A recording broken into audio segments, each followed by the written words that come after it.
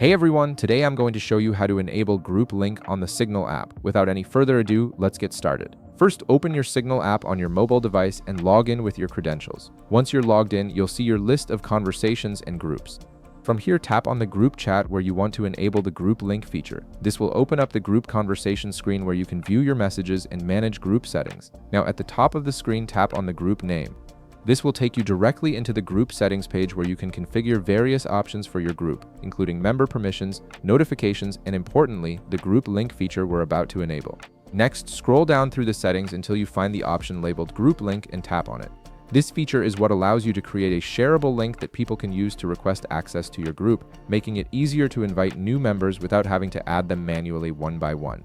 You'll now see a toggle switch right beside the group link option. Tap this toggle to enable the group link feature. Once you turn it on, Signal will automatically generate a unique link specifically for your group that you can share with others. This link makes inviting new members much more convenient, especially if you're managing a larger community or team. After enabling the group link, tap the share button. This will bring up your sharing options so you can distribute the link to people you want to invite to your group.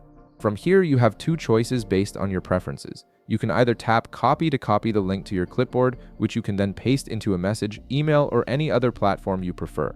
Or you can tap share to directly send the link through your preferred messaging or social media apps. Both options work equally well, so choose whichever method is most convenient for you. And that's it. You can now share this group link with other people who you want to join your Signal group.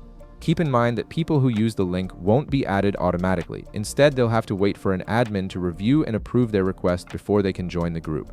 This approval system helps you maintain control over who gets access to your group and ensures that only people you trust can become members. If this video helped you out, be sure to leave a like, subscribe, and I'll see you in the next one.